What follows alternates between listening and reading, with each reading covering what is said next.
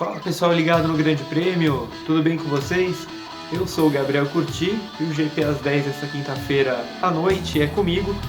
Eu volto aqui para falar um pouquinho de Indy, mas eu não vou falar nada pontual nesse momento. Eu vou trazer uma listinha, aquilo que sempre dá polêmica.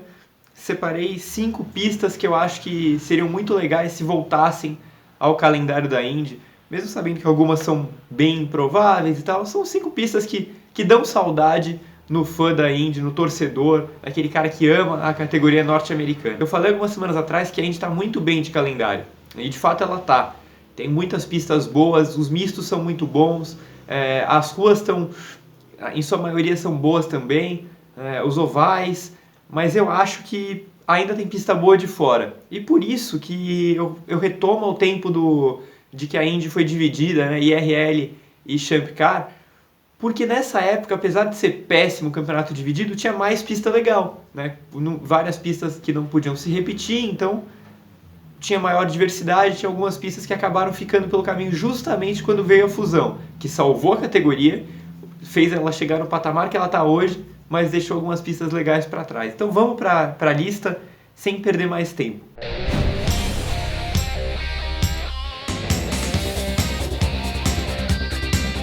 Eu acho que Cleveland é a pista que todo fã cita quando pensa em alguma que deveria voltar. Porque ela é meio doida, assim. O fato dos pilotos correrem num aeroporto que existe ainda até hoje, então era uma coisa muito incomum, né? Cleveland foi disputada de 1982 até 2007. O Bobby Rahal ganhou a primeira corrida lá. O Paul Tracy ganhou a última, que foi disputada. 5 vitórias brasileiras, 3 do Emerson Fittipaldi, uma do Roberto Pulpo Moreno, uma do Gil de Ferran. Cleveland estava no calendário da Champ Car, e aí quando teve a fusão, não houve um acordo para ela seguir com a Indy agora, dessa vez, né, depois da fusão já consolidada. Ela não tinha nada a ver com uma pista de rua ou até um misto tradicional, porque as retas eram muito longas, era muito larga. Então assim, tinha espaço, tinha locais da pista que parecia um oval grande, assim, com muito espaço para 3, 4 carros fazerem curva juntos. Então tinha alguns finais de corrida lá que eram sensacionais, e as disputas, as ultrapassagens eram extremamente comuns, eram corriqueiras. Incomum, como eu falei, pelo fato de você correr num aeroporto, aquele piso de concreto, que às vezes os pilotos reclamavam bastante, uma coisa meio AMB, né? Não sei se vocês lembram, que eles reclamavam que tinha muito bump e tal. Não é, obviamente, um piso tradicional para se correr. Por outro lado, os fãs adoravam. Cleveland seria uma boa pedida para voltar para o calendário, as corridas eram muito boas. A segunda que eu coloquei aqui é Surfers Paradise. Fica na Austrália, é um circuito de rua, foi disputada de 91 até 2008 de forma não oficial. A primeira vitória foi do John Andretti e a última foi do Ryan Briscoe. Mesma coisa que Cleveland aí, né? Era uma pista que fazia parte do calendário da Champ Car e quando teve a reunificação, não houve um acordo para que ela seguisse. Ela teve essa prova extraoficial e depois foi esquecida. 3 vitórias brasileiras, o Emerson Fittipaldi, o Cristiano da Mata e o Bruno Junqueira. Eu acho que Surfers é aquele circuito de rua de verdade, sabe? Tem trechos de alta e tem chicanes extremamente complicadas, assim, tinha bastante batida, tinha bastante confusão. Eu acho que um circuito de rua bom mesmo é assim que se faz, é assim que tem que ser. O visual era simplesmente absurdo. O que você tem hoje, por exemplo, na MotoGP com Phillip Island, também na Austrália, que você vê aquele marzão ao fundo, aquela paisagem linda. Surfers era bem assim, né? Cada tomada aérea você falava, nossa, que lugar maravilhoso.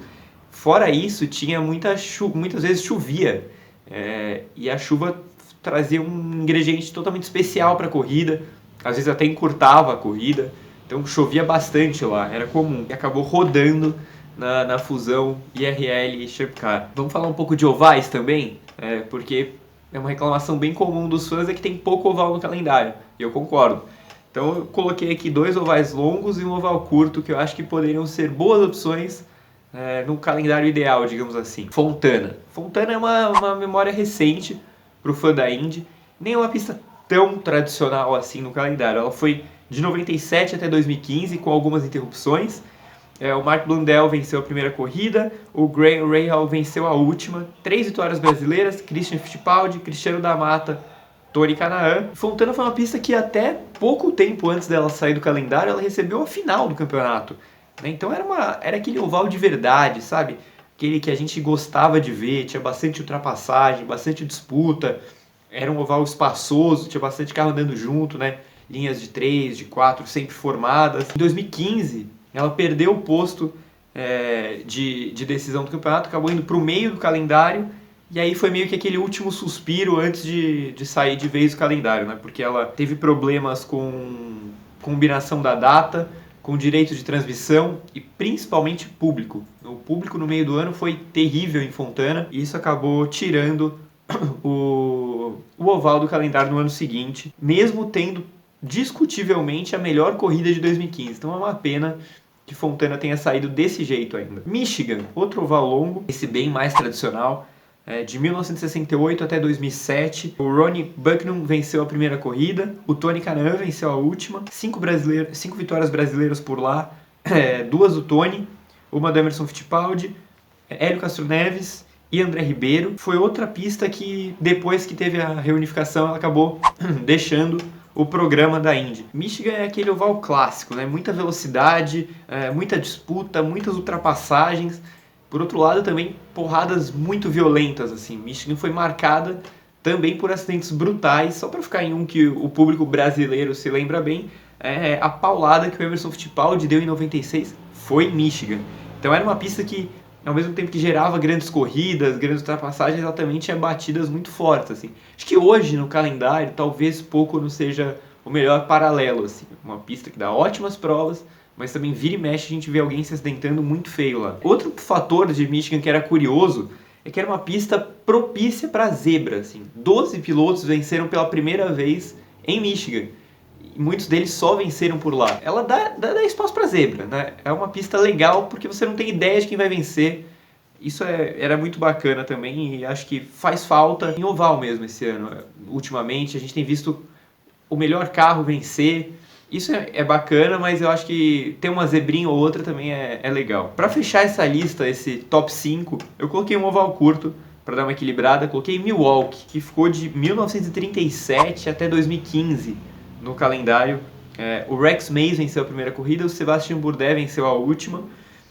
E 2 vitórias brasileiras, 2 vitórias do Tony Kanaan. Milwaukee é aquele oval curto simpático, sabe? Tradicional, sem muita invenção, o Milwaukee Mile. Ele era tradição pura, porque foi a pista que mais recebeu corridas da Indy, tirando a Indy 500.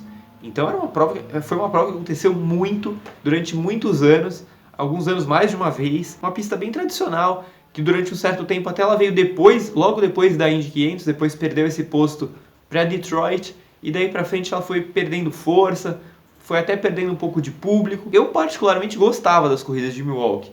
Acho que durante um bom tempo ela teve corridas melhores do que Iowa, por exemplo. E vamos combinar que a substituição que foi feita de tirar Milwaukee para voltar a Phoenix foi uma tragédia. Tanto que Phoenix foi limada do calendário sem dó, e eles colocaram mais um misto, que foi o Circuito das Américas.